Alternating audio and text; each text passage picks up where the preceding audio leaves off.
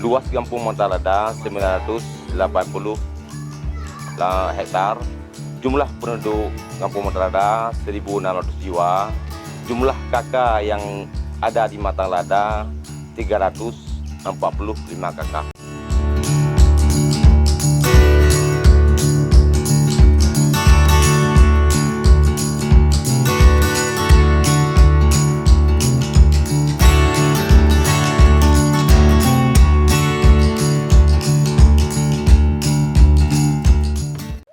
Jadi dari dulu saya lihat di kampung saya banyak sekali kelapa.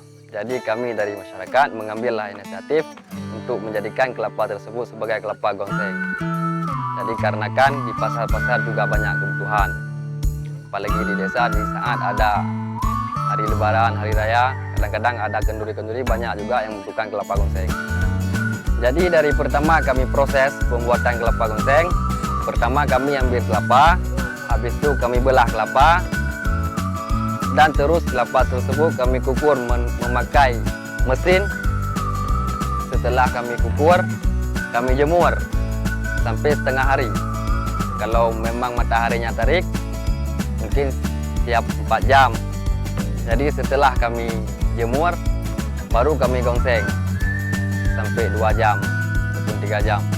Jadi kelapa tersebut kami ambil dari kelapa yang tua, supaya aromanya lebih enak.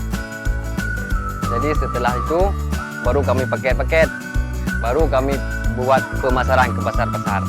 Jadi selain itu tempurung kelapa juga dapat menghasilkan.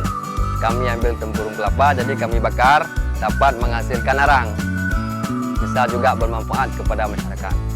Jadi permasalahannya karena kami kerja dari desa, modal kami sangat minim, tidak mencukupi karena di pasar-pasar banyak pelanggan ataupun banyak permintaan, jadi kami tidak sanggup karena modal kami tidak cukup. Jadi kami berharap kepada pemerintah desa melalui BUMG dapat membantu kami untuk bisa kami perkembangkan usaha gonseng kami.